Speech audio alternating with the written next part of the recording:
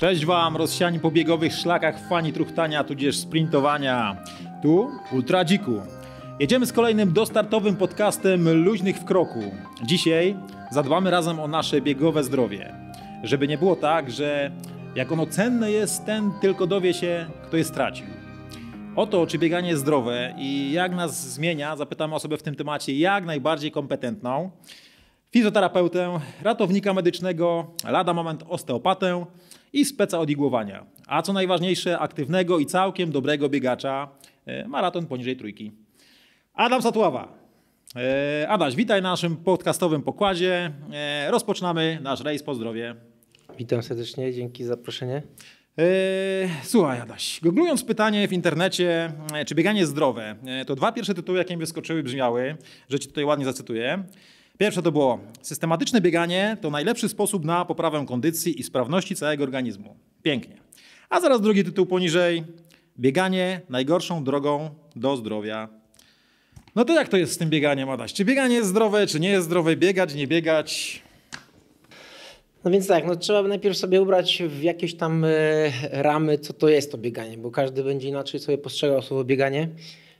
Dla jednego bieganie to jest tempo 3,50, dla jednego 5, a jednego 7 i 8. Generalnie bieganie, rozpatrując go w aspektach aktywności ruchowej, jak najbardziej tak. Ruch, każdy ruch jest dla nas zdrowy. Ruch jest zdrowy, aczkolwiek sport nie zawsze i nie do końca. No więc właśnie z tym bieganiem będzie tak, że dla jednego bieganie będzie formą treningu, rozwoju i będzie to coś, co dla niego nie będzie dużym problemem. Natomiast ten sam rodzaj treningu dla innej osoby może być niestety niebezpieczny i wtedy już bieganie jak najbardziej nie jest zdrowe. Czyli można powiedzieć, że po prostu biegać trzeba z głową, tak? O czym za chwilę pewnie popowiadamy sobie, bo co innego biegać na wariata i bez przygotowania, nie wiem, długie dystanse na dzień dobry, a co innego powoli, systematycznie rozwijać się biegowo. Okej, a powiedz mi, krążą takie różne mity o bieganiu. Na przykład, że jak będziesz biegał, to zniszczysz sobie kolana, nie? Na starość nie będziesz chodził. No, że bieganie jest ogólnie nudne, że na przykład lepszy jest rower, bo więcej sobie zwiedzisz. Na przykład następne, że my biegacze jesteśmy podobno lepsi w łóżku. No, ciężko mi jest to zweryfikować, że ona jakby nie ma porównania. To mam nadzieję przynajmniej. Tak. Co ty na to? No więc tak, czy bieganie jest zdrowe dla kolan? No i tutaj jakby znowu możemy odwołać się do tego pierwszego pytania. To wszystko zależy, ile tego biegania jest i jaka osoba zabiera się za to bieganie. Wiadomo, że osoba, która siedzi za biurkiem i tej aktywności ma mało i powiedzmy prowadzi mało aktywny tryb życia, no to dorzucenie mu jakiejś aktywności w dużej ilości kilometrów, no do tego kolana nie są gotowe. Jego ciało nie jest w ogóle gotowe na ten rodzaj obciążenia, no i wiadomo, że wtedy te kolana może zrobić sobie jakiekolwiek przeciążenie czy uraz. Natomiast dla osoby, która jest osobą aktywną, to znów ruch jak najbardziej tak. Były nawet badania prowadzone na biegaczach, że optymalnie jest około chyba 60 km, musiałbym zerknąć, około 60 km jest optymalnym, co generalnie nie jest mało, ale generalnie... Ale nie za jednym zamachem, tylko na... Nie, 60 km na tydzień. 60 km na tydzień to był ten dystans, który jakby wpływał na korzystne działanie stawów. No, generalnie staw jest stworzony do ruchu. Jakby ograniczanie mu jakiegokolwiek ruchu nigdy nie będzie w długofalowym działaniu jakąkolwiek korzyścią, więc jak najbardziej stawy osób biegających, jak w badaniach tam wykazało, są zdecydowanie zdrowsze, dlatego że ich chrząstka stawowa jest lepiej dokrwiona, jest lepiej odżywiona. No, generalnie rzecz ujmując, nieraz się też z tym spotykałem, że ktoś mówi: a jak ty tam biegasz tyle kilometrów, to te kolana pewnie masz... czy nie bolą? No nie bolą, a wręcz czuję się całkiem nieźle i wydaje mi się, że ta forma oczywiście adekwatna, dobrana do każdej osoby wpływa tylko na korzyść nie tylko kolan, ale generalnie całego naszego ciała. Natomiast co do pozostałych, czy jesteśmy lepsi, czy jesteśmy dobrzy w łóżku. Znaczy, na pewno aktywność ruchowa będzie wpływała na to, że nasza wydolność, kondycja jest lepsza. Oczywiście na to pewnie jacy jesteśmy gdzieś tam w tym łóżku wpływają wiele innych uwarunkowań. Natomiast myślę, że patrząc z tego aspektu, co nam daje bieganie, powiedzmy też dobre regulacje hormonalne i tak dalej, no wydaje mi się, że gdzieś coś w tym coś w tym prawdy będzie. A przy okazji seks jest na pewno też dobrym takim interwałem cardio. Owszem. Krótszym lub dłuższym tak, oczywiście, tak, więc tak. jak najbardziej też wspomaga nas przy bieganiu jakby w drugą stronę, tak? No tak, no to troszeczkę rozprawiłeś się z tym mitem, że, bo w sumie jakby mówi się, że bieganie właśnie strasznie obciąża stawy, niszczy stawy, mięśnie i układ sercowo-naczyniowy, więc jest też jakby inne podejście, że jednak nie, tak? Że jednak te stawy nie jesteśmy skazani na, że tak powiem, na starość, na porażkę i na chodzenie o kulach. Więc to jest jakieś światełko w tunelu, przynajmniej dla nas biegaczy ultra, ale czy do końca? To właśnie do końca bym się zgodził. Właśnie, cały czas ta ilość, cały czas bo ta jeśli ilość. chodzi o ilość, tak, dokładnie. Czym się różni właśnie to bieganie, wiesz, krótkie jakieś tam interwały, krótkie sprinty albo właśnie krótka aktywność fizyczna od tych właśnie długotrwałych biegów długodystansowych, no, co jest lepsze, co jest gorsze?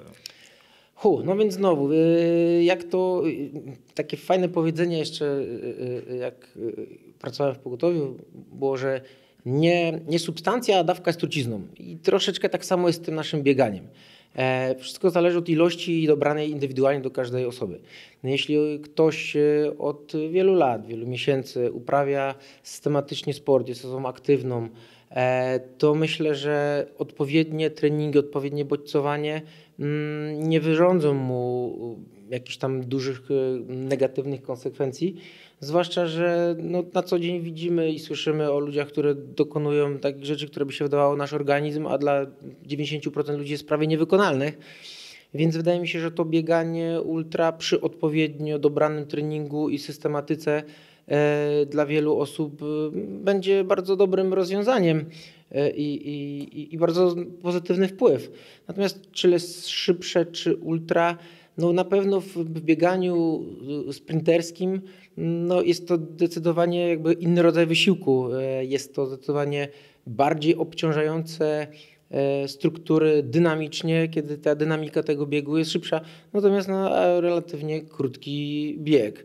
No, są też właśnie ten biegnie minutę, ten biegnie 8 godzin i tak naprawdę obydwoje są świetni w tym, co robią na swoich dystansach. A co jeśli chcemy, wiesz, idziemy w bieganie po to, żeby schudnąć, wiesz, mamy motywację taką, że zaczynamy biegać, zaczynamy sobie truchtać, bo wiemy, że wiesz, bieganie, no to za chwilę będzie lato, nowy rok, nowa ja.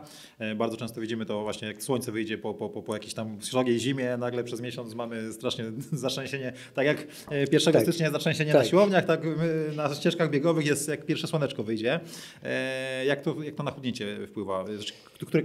Które jakby treningi, które bieganie lepiej, lepsze można. No nie, zdecydowanie treningi bardziej długodystansowe, z wolniejszym tempem zdecydowanie lepiej będą wpływały na tą formę naszą, powiedzmy w kierunku celu chudnięcia. Dlatego, że no, wolne kwasy tłuszczowe sparane są raczej w wysiłku tam powyżej 20-30 minut o małej i średniej intensywności, więc nie musimy bardzo mocno katować swojego organizmu, żeby osiągnąć efekty w postaci gubienia wolnych kwasów tłuszczowych. Nieraz wystarczy, nawet nie musi być bieg, wystarczy dość żwawy spacer, stąd taką chyba popularnością też się cieszy Nordic Walking, bo naprawdę daje efekty, bo nie musi się to wcale wiązać z dużym obciążeniem. No niestety taka trochę panuje opinia, że im mocniej, im gdzieś tam bardziej, to lepiej. No niejednokrotnie nie. Na co dzień gdzieś tam w gabinecie mam pacjentów, którzy gdzieś tam starają się bardzo mocno i tak dalej, starają się osiągnąć swoje cele, a jakoś im to nie idzie, bo nie do końca działają w tej strefie organizmu, której chcą osiągnąć. Nie do końca tam bodźcują swój organizm, gdzie potrzeba. No i wtedy właśnie tak się później mija, co lepsze i co gorsze i stąd ten później dysonans powstaje. Stąd moje pytanie właśnie, tak, bo więc wiesz... zdecydowanie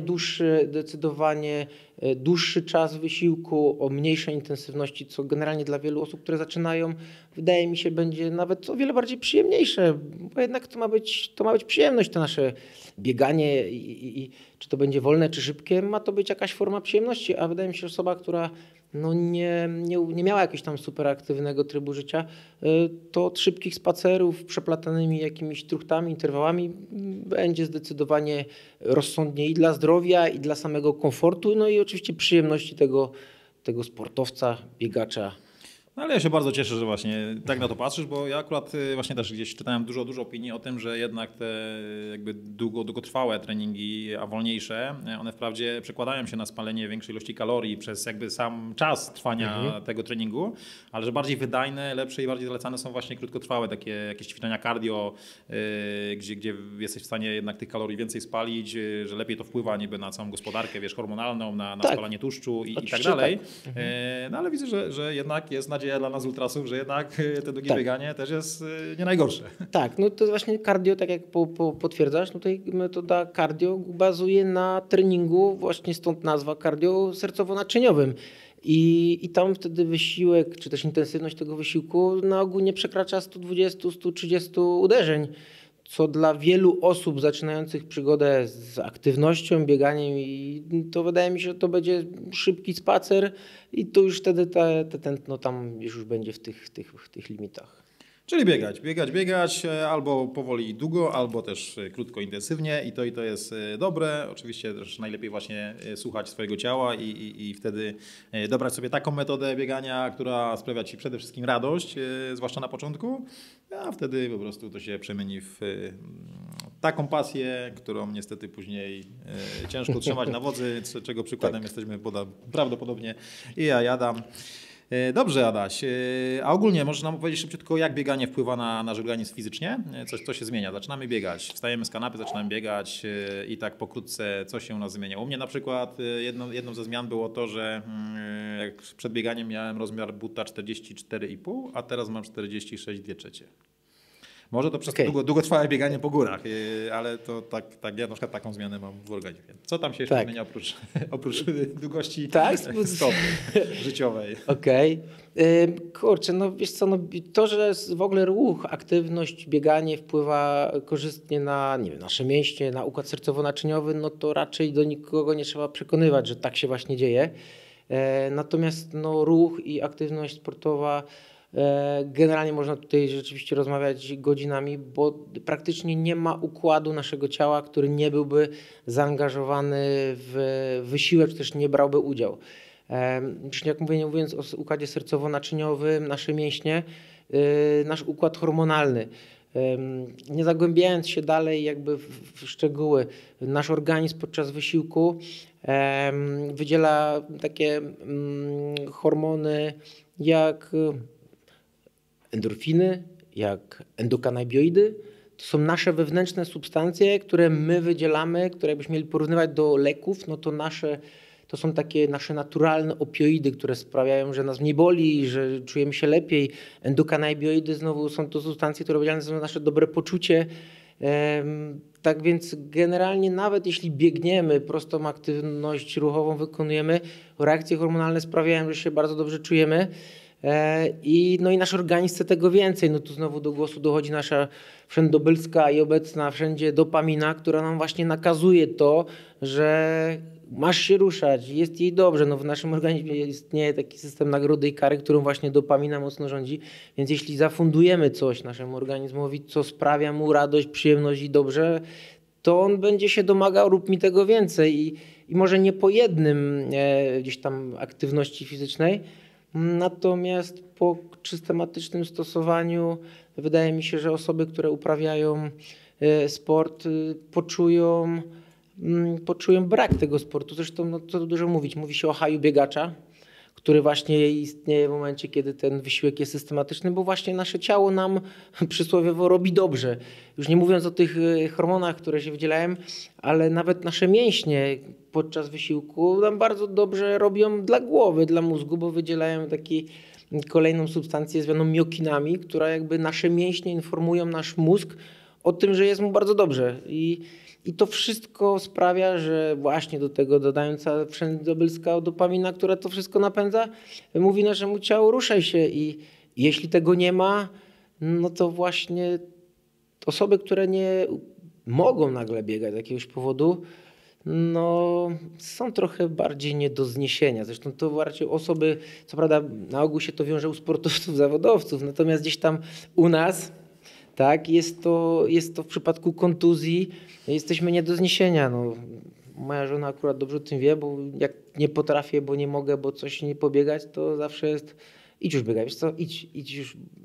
My może tak tego nie czujemy, ale rzeczywiście zaczynamy trochę inaczej funkcjonować, gdzieś to wszystko jest nie do końca. Dokładnie. Czyli widzisz, Adam, no to bardzo jakby to pasję biegania to można porównać z uzależnieniem, tak? Z uzależnieniem tak porównywalnym do uzależnienia, nie wiem, od wszelkich używek, czyli to bieganie jest taką naszą używką, którą jak zaczniesz sobie dozować i się od tego uzależnisz, to musisz to brać cały czas.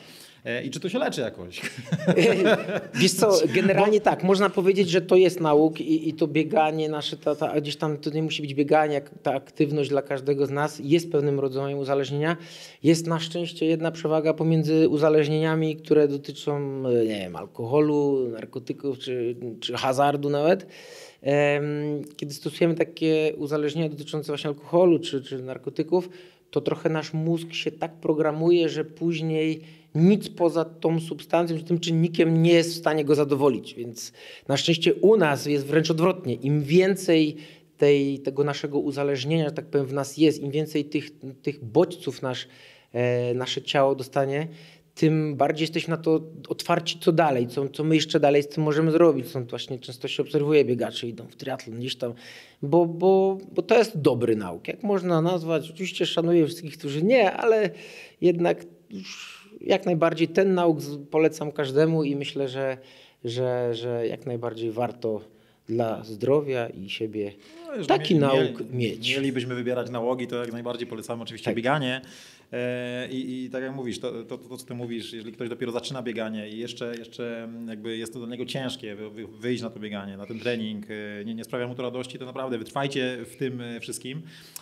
No później dzieje się magia, naprawdę dzieje się magia i chcecie tego więcej, nie wiem, nawet jak pójdziecie na pierwszy bieg i w połowie trasy myślicie, co ja tu za przeproszeniem robię, no to na mecie po prostu jest taki wystrzał, endorfin i za chwilę już planujecie po prostu następny bieg, jakikolwiek by on nie był. Innym przykładem może być też, nie wiem, myślenie biegacza, jak przyjdzie zmęczony do domu po pracy albo wnerwiony albo ma stresa, to normalny człowiek, nie wiem, położy się, pójdzie spać, musi odpocząć, a ty co robisz, jak jesteś zmęczony? Zakładasz buty i idę pobiegać, bo jestem zmęczony, tak? Bo ty odpoczywasz wtedy, tak? Masz jakby to wszystkie pozytywne substancje się wydzielają, płyną sobie tu właśnie do tej czaszki, tam jak pokazuje nasz kolega, dzisiaj tutaj z nami na podcaście. Więc można też powiedzieć, że biega się po prostu głową, tak? Głową, bo jak najbardziej, dlatego że samo bieganie jest też bardzo dużą formą informacji dla naszego mózgu. Informacją od nas do nas. No przecież zadajmy sobie pytanie, skąd my wiemy, że coś umiemy czy potrafimy? No musimy dostarczyć mu pewne informacje. Jeśli ktoś nas napyta na przykład, przebiegniesz dychę w 40 minut, no to tak naprawdę do momentu, kiedy tego nie spróbujemy, nie wykonamy jakiejś aktywności, to my tego nie wiemy. Więc samo bieganie, jakby wracając też do pytania głównego, bardzo mocno buduje nam ocenę samego siebie, bo my dostarczamy bardzo wiele informacji dla naszego mózgu o nas. O nie tylko możliwościach czy sprawności naszej fizycznej, czy biegniemy z takim czy z takim tempem, o dystansie, ale też przede wszystkim o determinacji, jaką mamy, o samozaparciu, o sile jakby naszego ducha, czy nam to działa, czy my jesteśmy na to gotowi, czy nie. Więc to, co my robimy biegnąc, to jest naprawdę niesamowite spektrum korzyści dla naszego organizmu. I jeśli tylko damy temu szansę, damy się przekonać, jak zawsze początki mają trudne, ale jeśli damy tylko temu szansę pomalutku w swoim tempie, czerpiąc przy tym frajdę i zadowolenie, naprawdę organizm nam się odpłaci niesamowitymi korzyściami. Zresztą gdzieś nawet na internecie ostatnio widziałem, był taki film a propos wpływu ruchu na umysł, czy generalnie na mózg. I nie oglądałem go, ale myślę, że na pewno jest tam bardzo dużo prawdy o tym, o czym teraz mówimy i jak mocno ten ruch, to bieganie w naszym przypadku jest korzystne dla naszego ciała. No dokładnie, czyli tak, bieganie to przede wszystkim z jednej strony zmiany fizyczne, w większości na plus oczywiście, jeżeli wszystko jest zrobione z głową, z drugiej strony są to substancje, które się wydzielają i czynią nas szczęśliwymi, niepokonanymi, zadowolonymi z życia. No i trzecim aspektem też fajnym, pozytywnym jest właśnie to, co mówisz, wpływ na samoocenę, na umysł, na postrzeganie siebie. Sam jestem przykładem tego, że gdzieś tam w moim życiu były jakieś zawirowania, ja w ogóle wcześniej nie biegałem, a po prostu, nie wiem, zamiast wyjść i nie wiem, i się użalać nad sobą, to właśnie nie wiem czemu założyłem buty, poszedłem biegać, raz, drugi, trzeci, piąty, dziesiąty. No i jakby wszystko zaczęło się powoli naprawiać. Nawet właśnie to jest ten czas, kiedy w ogóle umysł inaczej pracuje całkowicie, że problemy, czy tam jakieś masz zagwozdki, problemy, które kurczę, no wydają ci się nie wiadomo jakie. Podczas biegania, nie wiem, biegniesz sobie tam, nie wiem, pół godziny, 45 minut i nagle sobie zaczyna, wiesz, to się wszystko tak otwiera, zaczyna ci się układać, kurczę, może to zrobię tak. W ogóle całkowicie inaczej się myśli. Też pewnie to masz, nie? Że po prostu mega dużo problemów lub pomysłów, bo ja też gdzieś tam pracuję w branży kreatywnej, u mnie się rodzi właśnie podczas biegania, nie? Kiedy ten umysł już jest, ciało zmęczone, umysł jest otwarty i po prostu czasami to wpada samo tak sobie do środka, wiesz, do głowy, jak do skarbonki, więc to jest na pewno też fajne. A powiedz mi, jako że obydwoje, zwłaszcza ja, może już nie jestem też najmłodszym biegaczem, jakie widzisz przeciwwskazania właśnie na przykład dla ludzi troszeczkę starszych? Czy nie wiem, czy kwestia wieku ma naprawdę jakieś tam bardzo duże znaczenie? Wiadomo, no, ludzie starsi już troszeczkę faktycznie, mimo że te stawy aż tak powiedzmy bieganie nie wykańcza, no to jednak już są, wiesz, cały układ kostny, sercowy jest troszeczkę słabszy, więc trzeba na to pewnie uważać. No tak, no na pewno osoby, no, tym bardziej, które nie uprawiały nigdy wcześniej jakiejś aktywności, nie wiem, nagle po 50 się ktoś zorientuje, że kurczę, no może usłyszał od lekarza, albo mówię, kurczę, może mi się zaczął ruszać, albo sąsiad czy coś, no to wiadomo, że jakby takie ubranie butów i nagle na hura, no nie jest to dobry pomysł, mimo tego, że mamy tyle korzyści z tego. No, oczywiście wiek determinuje pewne zmiany w naszym organizmie, no i jeżeli chcielibyśmy się skusić na jakieś tam działania w kierunku trenowania czy uprawiania tego biegu, no na pewno w wieku starszym, jeśli właśnie wcześniej nie uprawialiśmy, no to warto zrobić sobie badania podstawowe mówiące nam o właśnie przede wszystkim wydolności sercowo-naczyniowym, jakiej kondycji jest nasze ciało, czy w ogóle nasze ciało nadaje się do tego, żebyśmy mogli uprawiać jakąkolwiek aktywność, no bo niejednokrotnie nasze ciało nam nie wysyła informacji o czymś, że coś nam dokucza, kiedy nie wprowadzimy go w odpowiednie obciążenie. Więc no to tak wygląda, że nieraz wszyscy, jestem zdrowy, nic mnie dokucza, po czym nagle zaczyna uprawiać i nagle się okazuje, że tu wiesz coś, no bo nie wie, bo nie obciąża ciała do tego stopnia, żeby ciało zamanifestowało mu jakiś istniejący problem. Więc wydaje mi się, że nie ma złego momentu na to, żeby zacząć biegać. W każdym wieku można zacząć biegać, uprawiać aktywność ruchową. Natomiast znowu rozsądnie, z głową, tym bardziej potwierdzając to pewnymi badaniami, robiąc sobie odpowiednie testy, jeśli ktoś będzie chciał się z tym związać na dłużej, żeby po prostu nie zrobić sobie więcej krzywdy.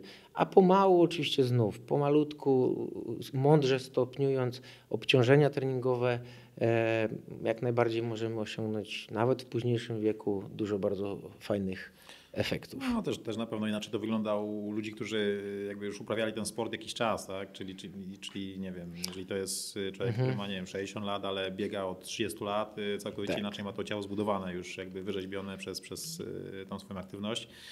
Co innego, tak jak mówisz, jeżeli ktoś nagle po prostu przeżywa drugą młodość w wieku 50 lat i chce biegać, więc wiadomo, że tam jakby to ciało nie jest przygotowane. I nie wiem, chociażby jest taka ciekawostka, którą gdzieś tam znalazłem, że oblicza się, że podczas biegu stopa uderza o ziemię tak około 1000 razy w czasie kilometra, przez kilometr i to jeszcze właśnie z 4-krotnością ciężaru swojego ciała, z taką siłą, więc jakby dalej jakby mogę drążyć temat, czy to jest tak naprawdę dobre nastawy, zwłaszcza dla tych właśnie ludzi starszych, gdzie to wszystko jest słabsze. Ja tak z tymi stawami to mówię, bo Adam akurat wie o tym, nieraz mnie ratował z różnych opresji. Też przeżywam ostatnio taki właśnie niestety mam kontuzję kolana, z którą walczę, dlatego troszeczkę się tutaj będę czepiał tych stawów i kolan. No tak. No znowu wszystko dotyczy tego, jaki jest ten bodziec obciążający i wprowadza gdzieś tam te obciążenia mądrzej z głową. Na pewno nie na hura. No niestety to jest taką trochę naszą, może nie to, że cechą, natomiast no tak już trochę mamy, że niezależnie, że czy biegaliśmy, czy nie biegamy, po jakiejś przerwie nagle, kurczę, mogę biegać, czy mogę robić coś, to zamiast tak zdroworozsądkowo, to teraz nie biegałem 2-3 tygodnie, miesiąc, rok w ogóle, to tak pomału zacznę wchodzić, co jest obciążeniem, to jest okej, chyba muszę nadrobić wszystko to, co straciłem i oczywiście pierwszy trening wiąże się z tym, że hura i... No właśnie, jak jest później właśnie takim entuzjastą biegania, uzależnionym niestety od tego, to właśnie dostaje takiego bodźca i wiesz, jestem niezniszczalny, jedziemy z koksem, nie?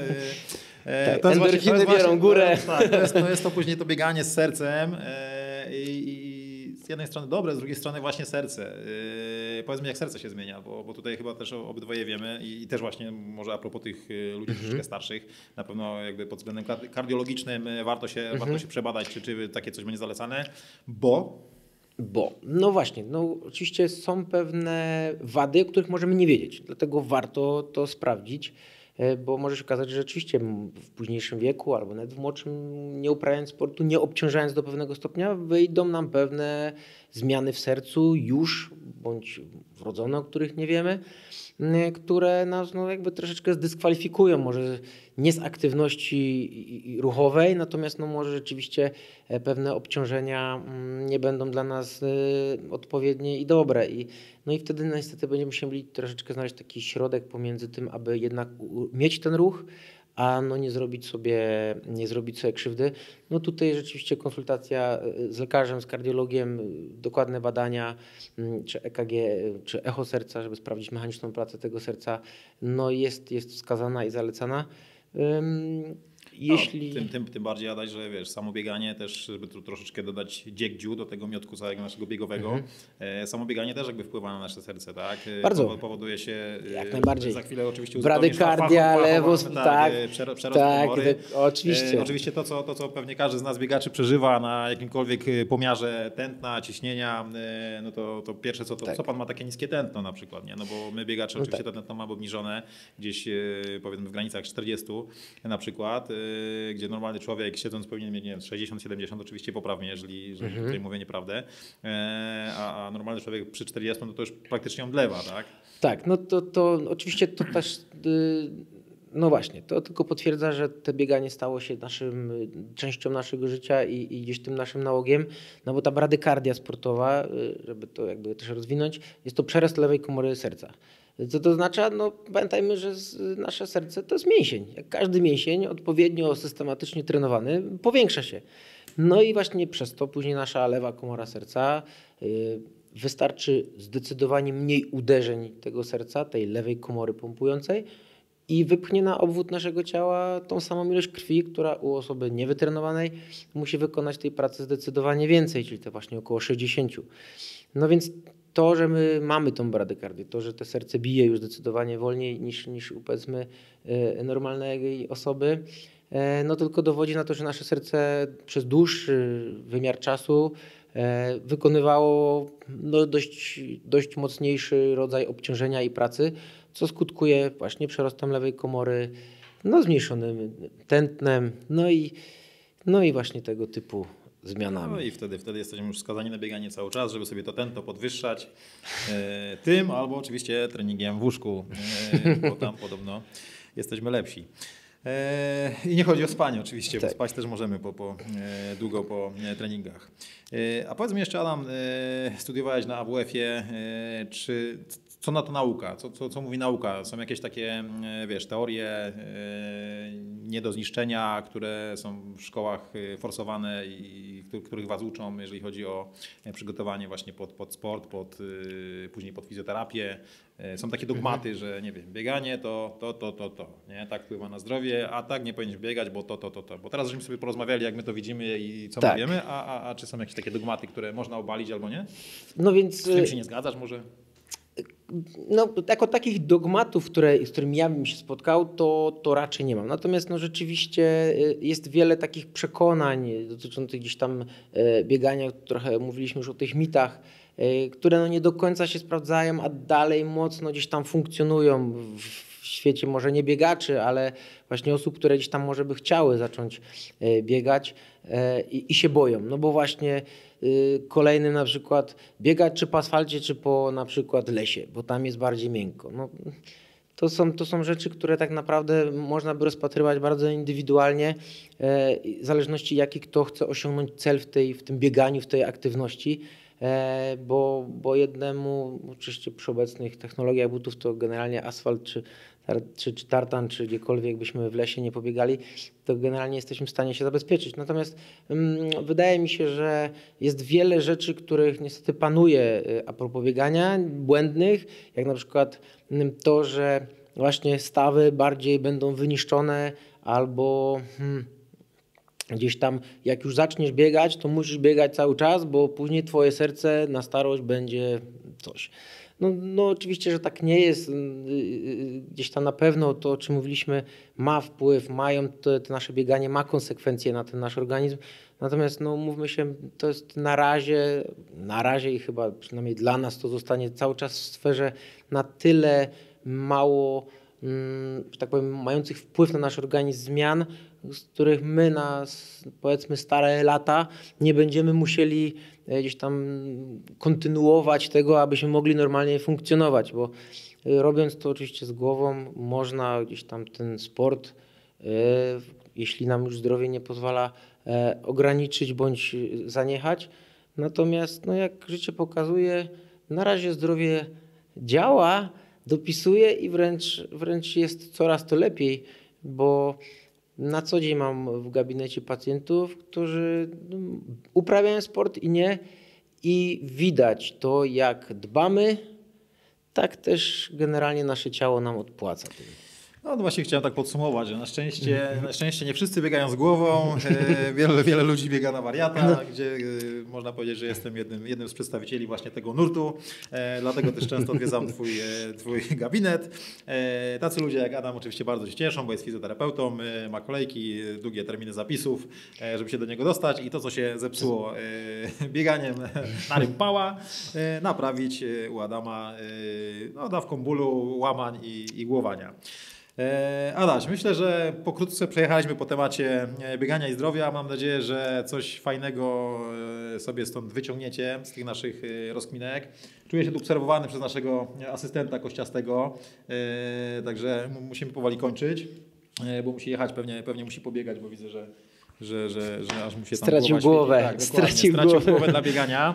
Adam, dzięki wielkie za to, że byłeś u nas. Na pewno jeszcze Cię zaprosimy do studia, bo musimy porozmawiać sobie teraz już dokładnie o kontuzjach, więc przygotuj się z kontuzji, zrób sobie listę, z jakimi do Ciebie trafiają ludzie. Z miłą chęcią. A tymczasem co?